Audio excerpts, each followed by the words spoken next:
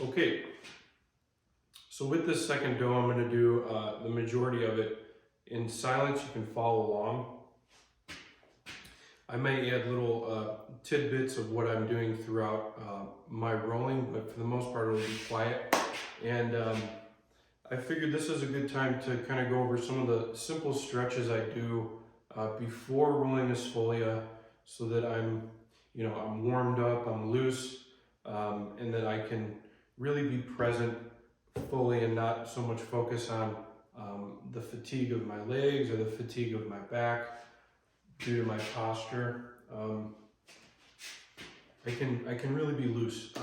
So before we start with this, I do very simple stretching of the arms.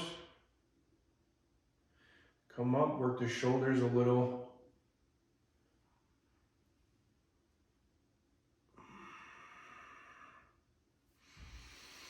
Breathe, come down sort of like a sumo wrestling move. I stretch my legs. Okay, straight back.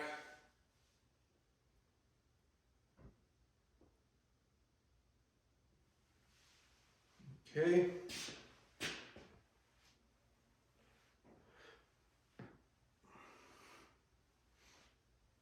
Again with the arms.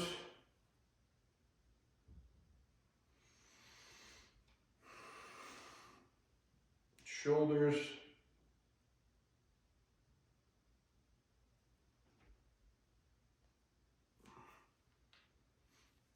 Some wrist flexibility.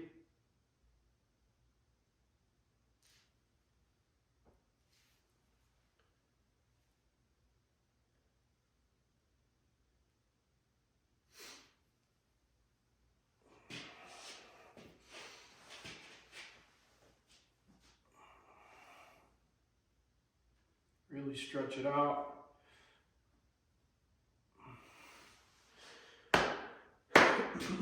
Okay, and now we're going to begin.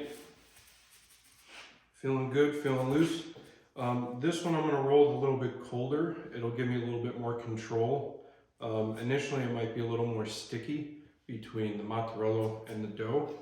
The last video I had quite an abundance of flour on the table, if you noticed, which aided in quick moisture loss from my dough, okay? So I didn't quite get it as thin as I had hoped, but also the humidity, a lot of flour, etc. caused a lot of quick drying, okay? So with this one, we'll do a little less flour. Stretches here, we'll begin. Let's start with the dusting, and then we'll get right into it, okay?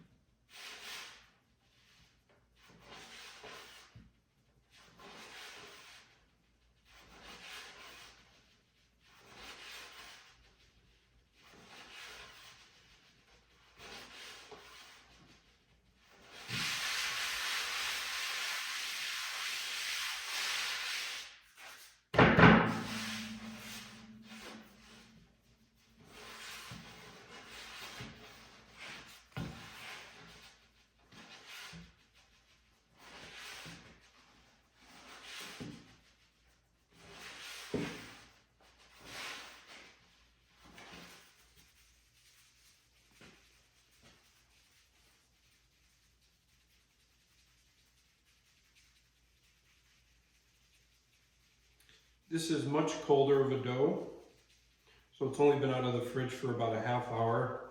So it's not going to stretches easily. It'll give me a little more control, even though it's the same hydration, 64% as the other. A little more control.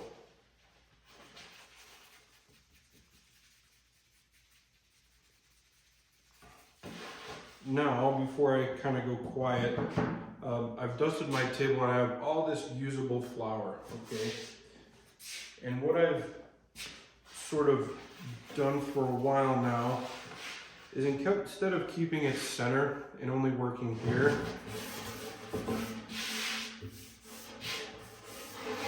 is I use the whole table. So I want to use all of this flour, okay?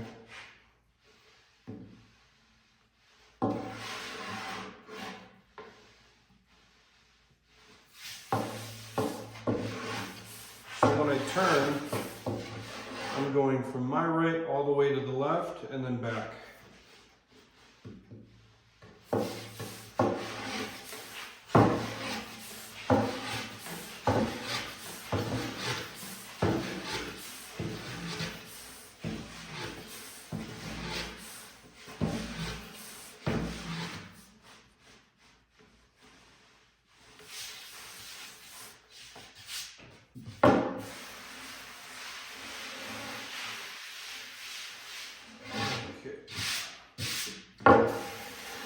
A little moist on top.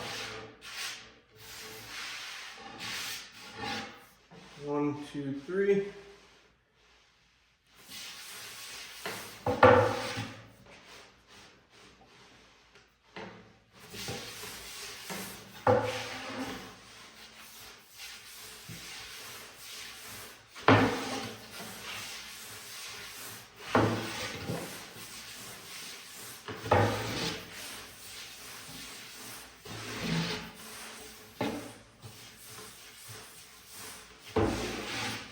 Okay, starting to drag on the bottom a little bit.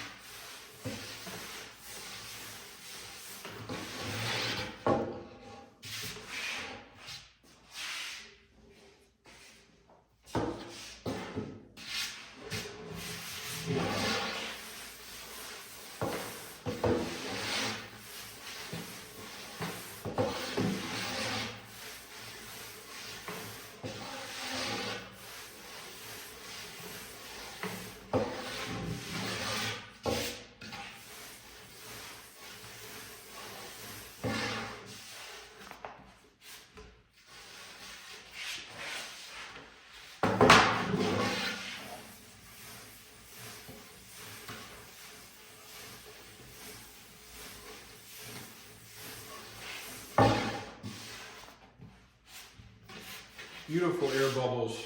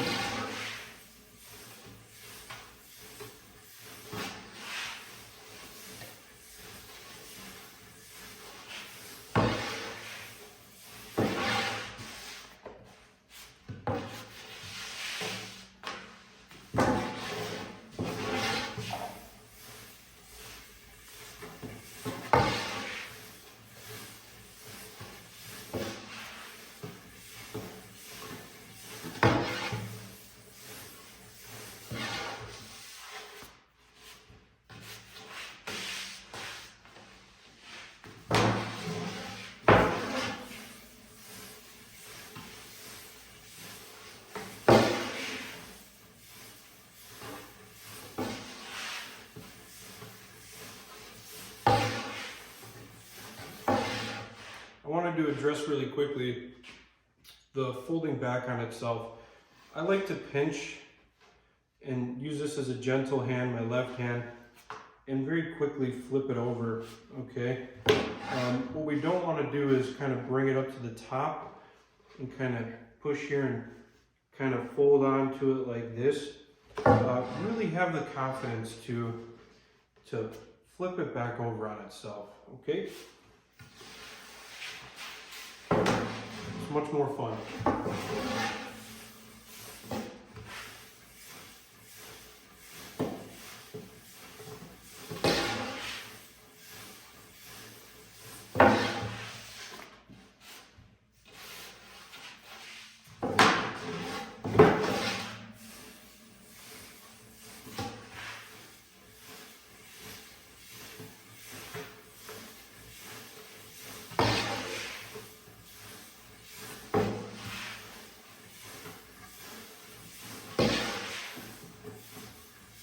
Start to rullo.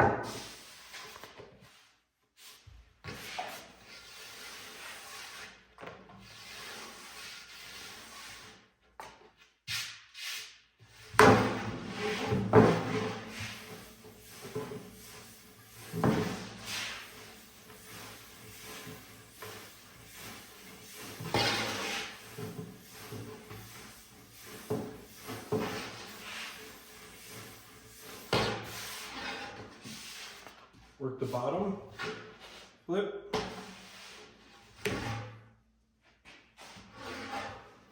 degas,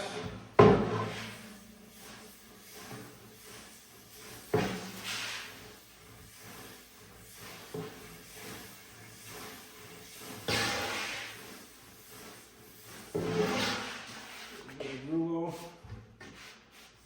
one,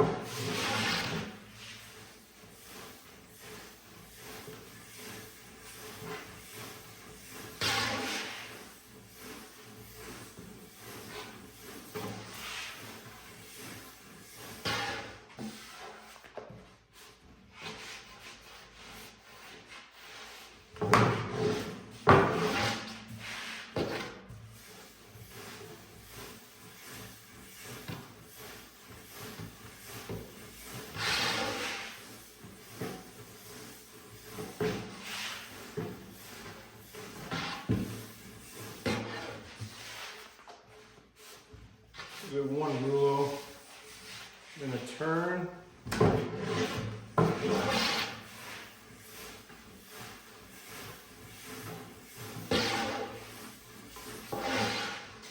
Let's rullo out this portion.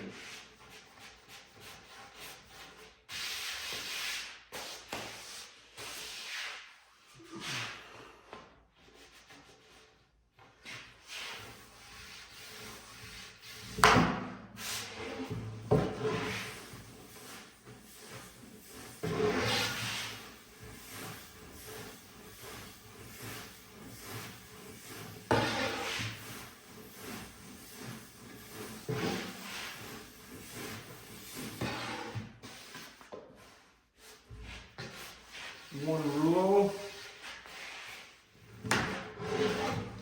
degas,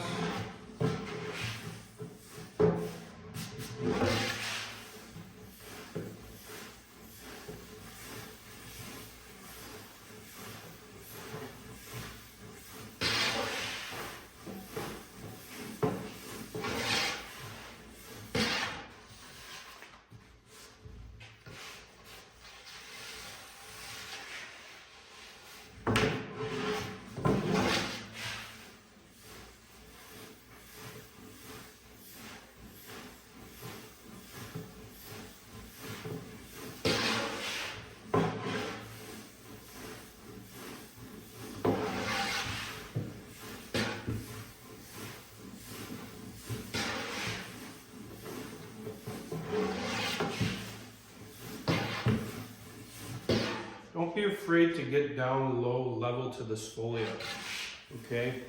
Seeing here, you get to see your playing field and what you're working with. If you notice an unevenness, it's more likely you'll notice it here through definitive height levels of this line when we stretch out dough to the edge, than over top, okay?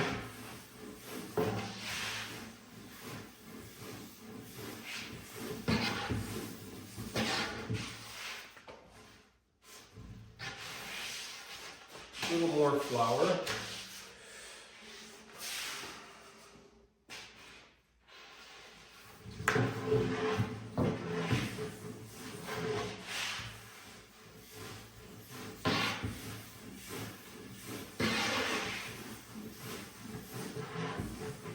Okay, so let's start to address the peaks and valleys of your dough along the edge and how to manipulate those into being a little more circular, okay? So here, I can see I have a peak here, a valley, and a valley, okay? I'm gonna flip it over on itself, take a little bit of pressure, and stretch it out, okay? And now through a rullo, if I'm addressing a valley, okay, we're gonna push by rullo dough from the center back into that valley where it becomes more consistent around the edge. Okay, so a rullo, and now it's not so much more a valley, okay? And that specifically is the edge work, okay? Towards the end of the rolling.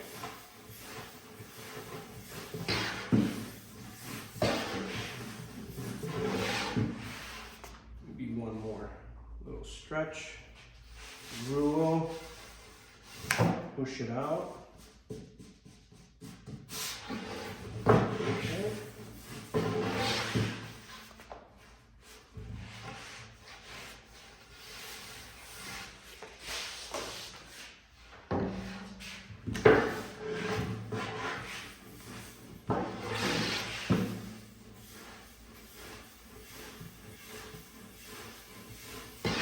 So say I have a little valley here. I'm going to put a little pressure and stretch, roll it back, and rullo to push dough into that valley, okay? Now it's a little more uniform.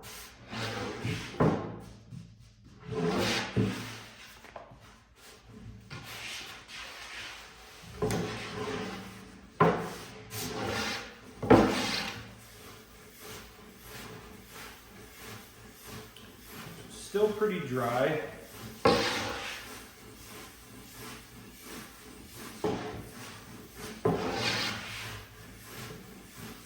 Not as much flour as last time, okay? But still the atmosphere, okay?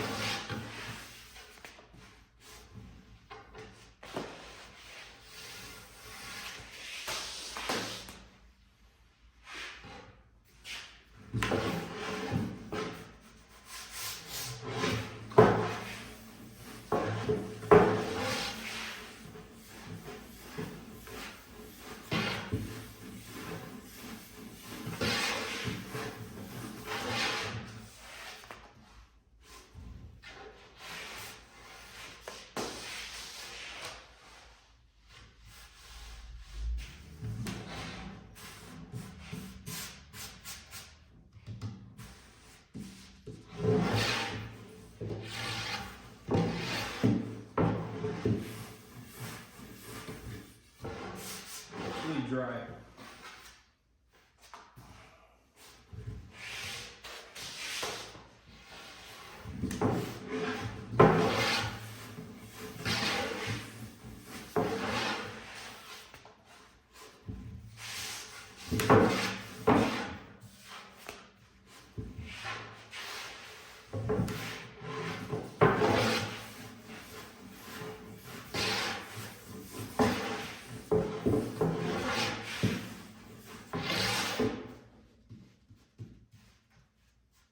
Super dry.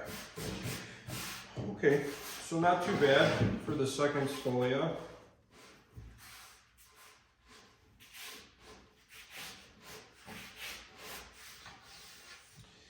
This would be a great time to address ruloing techniques, okay? The rule I follow and how I was taught, and to me, which makes really the most sense in an application form, is the rullo, or the stretching this way, okay? Where there's not much pressure, it's directional force to my north or parallel to this board. And it really gives you a good amount of dough taken from the center to the top third, or the edge of your dough, where you can work it and manipulate it to be consistently even and thin throughout the whole sfoglia. So it's really great for moving dough from the center to the outside edge where you can work it. There's the slap technique, which is probably in application, and if you think about the physics of pressure, is the closest to this, which is this next one, where you're using the weight of the mattarello and the dough being wrapped around on top of itself to stretch the dough, okay? Okay. I like the slapping method, probably second to the first. I really love rullo. It's very applicable to evenly distributing air pockets and air or life throughout your sfoglia. So with the slap, you see, you get pretty good definition and dough being moved from the center outwards. But if I were to rank them, it would be probably rullo first as a greater application. And then the third way, which mimics rullo, which is appropriate for a lot of older women and sfolina and sfolino, is this method where you're using the pressure from your hands, okay, with very minimal movement, but a lot more pressure to stretch the dough. Now, some things that you can encounter with that method is you get very pinpointed places in which the dough is being stretched. So a lot of my hand movements were on the left and right side, okay, and not so much in the center, but you see a lot more dough being pushed out in the areas in which you're applying pressure. Now, if we're thinking about air distribution, okay, being spread across the sfoglia, we don't ever want to put pressure, finger pressure, palm pressure really directly onto the sfoglia sheet. We want to remove our hands as much as possible when doing rullo, so that if you really think about it, in the California redwood trees, there's paths for walking, okay? And the amount of pressure per square inch or centimeter that your foot applies to the ground can really affect the roots of the California redwoods, because the roots are so shallow, okay? So it's the same concept as not wanting to put all this pressure from your body, from your legs, your hips, into the movement, into your arm, into this pinpointed place of pressure. So we really want to avoid that. We want to have an even distribution of pressure throughout the mattarello and the dough being wrapped around itself. So I would recommend you only use rullo or the slapping technique as their most similar when comparing air distribution and not applying direct pressure onto the sheet, okay? So I think I'm gonna leave it here, all right? Not bad. It was a little easier to control because it was cold. Okay.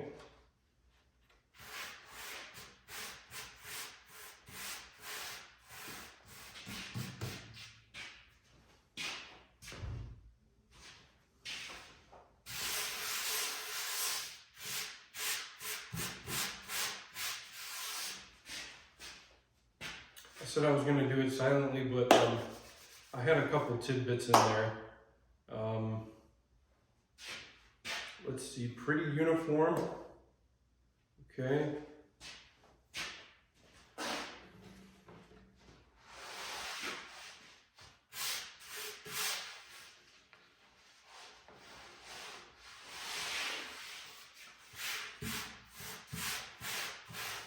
A little more oval, but that reflected from my actual shaping of my egg dough ball.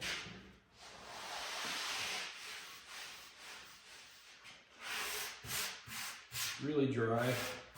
It's what happens when you roll pasta in the desert. It's still uniform. I'm really happy with this one. The thing is, we always know where we need room for improvement. But I love this. Okay. Pretty good. Let's talk about storage. I would dry this for 8 to 10 minutes each side, then fold in on over itself. Okay. Into a rectangle or a square, rectangle or even a square.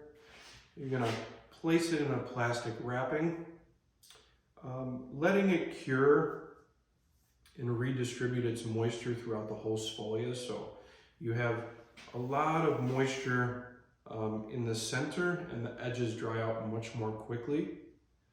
So what happens when you cure it in a plastic bag after drying for a couple minutes on each side is the moisture from the center redistributes throughout the whole sfoglia and goes back into the edges, so that we take it out of the curing plastic wrap after the first drying and we dry it again for a second time. And that second drying really helps solidify the protein structures and the starches and the gluten bonds between each molecule, so that when you're making a pasta shape or you're cutting tagliatelle, it has a beautiful structure to it, and it aids into the toothsomeness and the bite of the actual pasta or the shape that you're making. So this, dry it 8 to 10 minutes, fold it up, put it in a plastic wrapping, let it cure and redistribute its moisture, and then dry it a second time until you're ready to make a shape or cut a shape. Okay?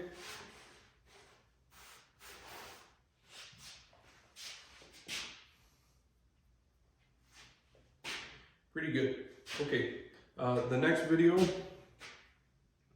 I think I'm going to do an incorporation of a couple more steps that really explain how to stretch a little better, how to address situations or problems as they come up, specifically around the edge of the sfoglia when rolling the sfoglia. Let's see, the next one I'll probably incorporate my own personal techniques and how I move this thing, and how I rullo with this a little more in depth, how I approach flipping a dough from the bottom to the top. I'll probably address the turning of the sfoglia a little bit more, and just in general my own technique and what I've sort of developed. Okay, thank you for watching. Next video, it'll be fun. Okay.